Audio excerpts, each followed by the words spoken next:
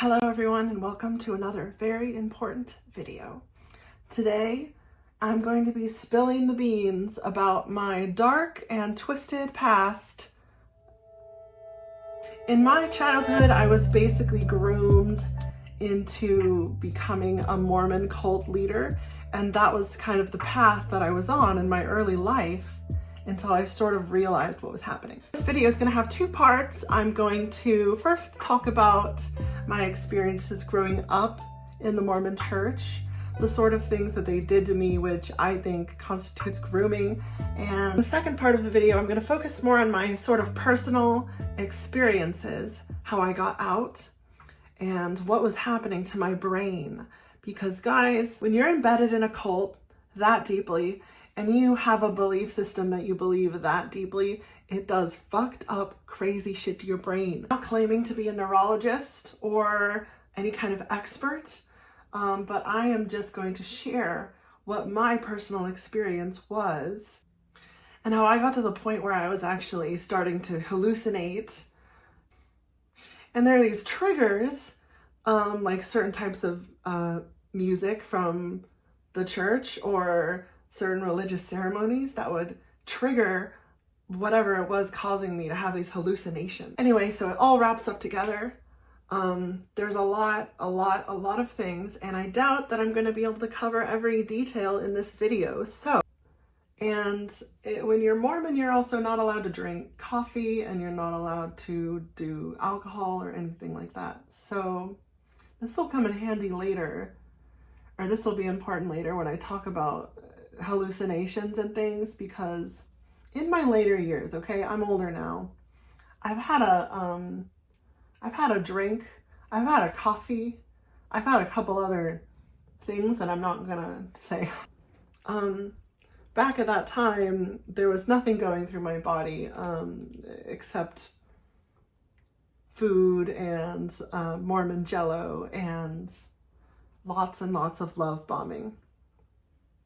It's my opinion, obviously, that the Mormon church is a cult, number one, and number two, grooms their kids into accepting the religion and into basically being good little Mormon worker drones. But I know that there's going to be a lot of people and probably members of the Mormon church coming into the comment section telling me, no, the Mormon church is not a cult, it's just a religion. I don't believe that. A few quick reasons into why I think that. That the Mormon church has adults who aren't the parents of their kids, who are basically in charge of talking to the kids about their sexuality. For example,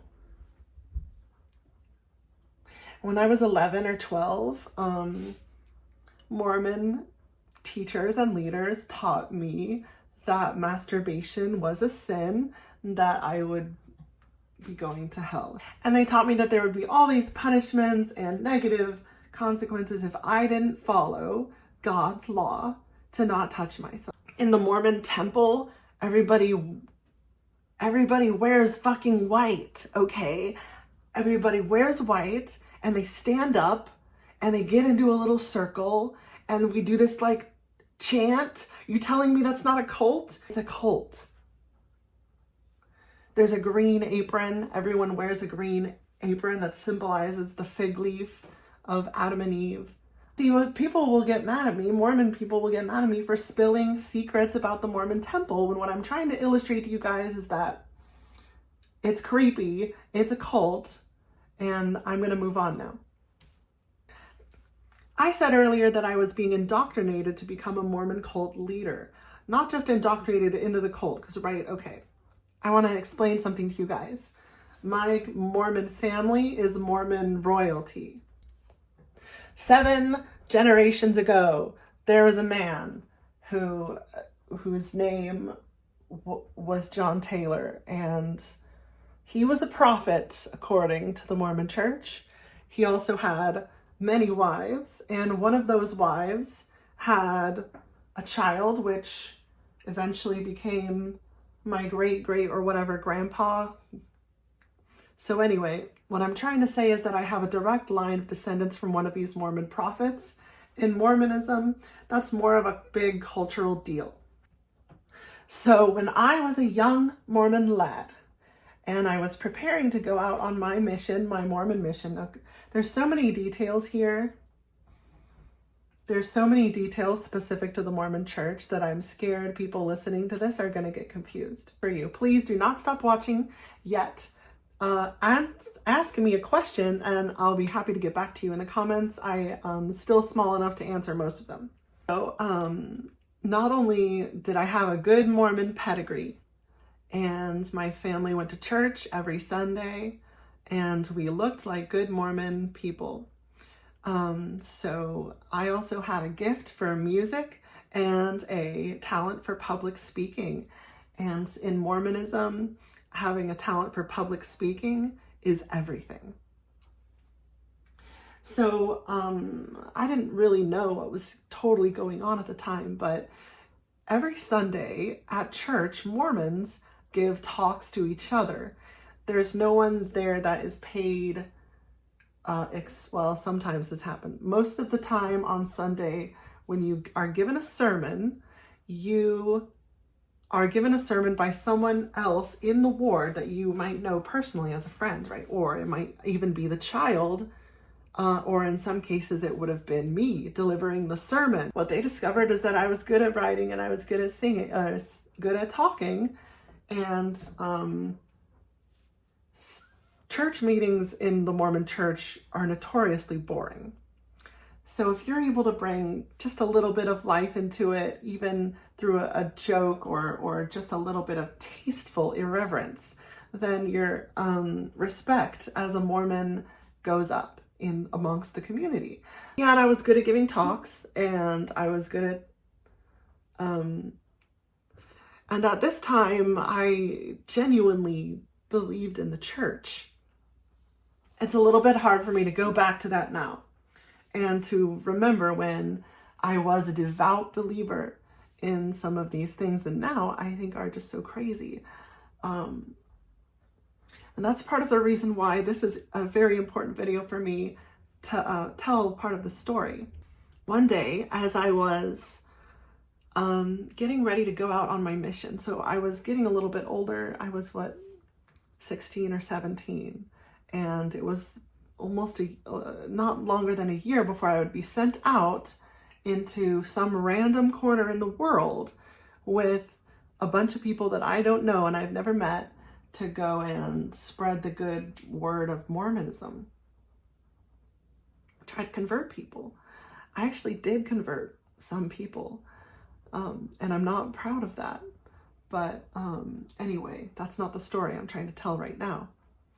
Before I left, we had some of the leaders of our local Mormon branch. We call it a ward. So we have a ward leader called a bishop, and the bishop, who later became stake president and continued to climb up the Mormon ladder, right? Because there's kind of a hierarchy of Mormon people, even if they don't publicly advertise this. Or one Sunday, the leader of the ward denomination called me up to the stand, and basically there's this church, there's a chapel, there's a crowd of people, everyone in your whole community is there, and he brings me up and he starts to just love bomb the shit out of me, right? And this was like, he was preparing this ward of people for me to go out, be gone for a while, and then to come back and then basically assume more leadership position. And this was because of my reputation in the ward as being a good speaker, and later I even taught classes about church doctrine after the main, there's 3 hours of church anyway. So he pulls me up there to the stand and he just basically love bombs the shit out of me. Starts telling the ward how great I am, how spiritual I am, how chosen by God I am, we are, right? This generation of people, but especially me, because I'm leaving and doing this great thing, which is going on a mission. Like, that was kind of a freak out moment for me because it was so over the top. I didn't really know what to think. I felt this incredible pressure to perform and not let these people down. was sort of the beginning of the end for me. Oh, I had to take a break after that. Okay. It's hard to talk about this sometimes. It's just really personal, and it makes me feel things, but I think it's important.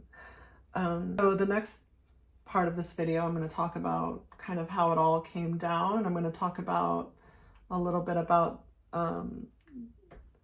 sort of the hallucinations, but I'm not going to get too much into that because this video is more about the grooming. So when I eventually went out to Maryland, Baltimore, Maryland, which is where they sent me, and I was there converting or trying to convert people into Mormonism with my missionary companion. I just wasn't able to function out there. It was very stressful. I didn't know people, and most people I think would have difficulty adjusting to that kind of thing. And I was there for about 3 months. I made it through the training center. So I have a bunch of stories about the training center, maybe I'll get into in a different video, but I made it through the training center, and then I made it out into the field, and I was working in the field, and my mental state just sort of started to collapse because of the work and the stress. And at this point I had started to develop doubts about the truth and about the reality of this cult story, about everything. And it was just a very confusing time for me to be alive, and especially to be out there working like that. They do that on purpose. They want you, or they don't really care if some people end up leaving. What they want is for people to come back and be 100% in, and for life. And that's the kind of Mormons that the Mormon church wants. They don't want people coming just on Sunday. They want people devoting their whole life to what the church basically just takes. Mission, you have to pay for it. The church doesn't pay for you to go out there. Your family and sometimes the other members of the ward will pitch in to help you do this, right? So after 3 months or so, I got sick of the whole thing, and I wanted to come back, and they tried everything. Every single person I knew gave me a call, and they all had the same feeling of trying to get me to stay, trying to get me to stick it out, that it would be worth it. And what they were really trying to tell me is how bad everything would be if I didn't. Because when it became unrealistic for me to stay out there.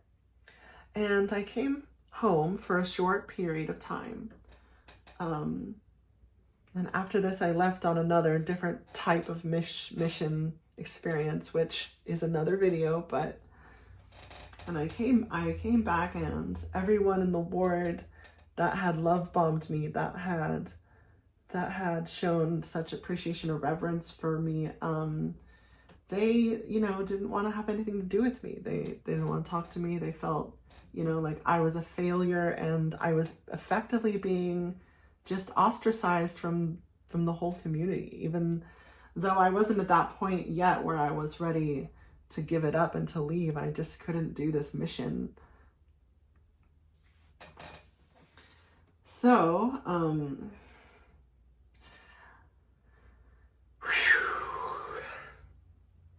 that was a lot. Eventually I went out to a different mission to try and save a little bit of face. But that was kind of the beginning of the end.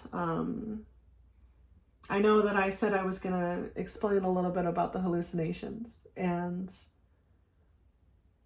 those had been happening about once or twice a year up until my early 20s, where I would get triggered by kind of a religious ceremony or something. And I think what was happening was my brain responding to stress. And our bodies have to relieve stress. And if we don't provide an outlet for them, then they make up some way that may be harmful or worse than a normal stress relieving behavior would be. So that's sort of my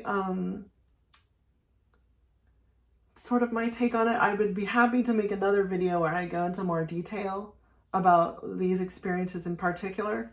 And I will say that at the time, I believed that I was having spiritual experiences from God because of how and when and they would appear and manifest. But over time, different things happened and that started to make less sense to me, questions, and I did not really cover everything super well, but it was a good first step for getting some of these very important videos out. And I hope that you guys will join me for the next very important video. And bye.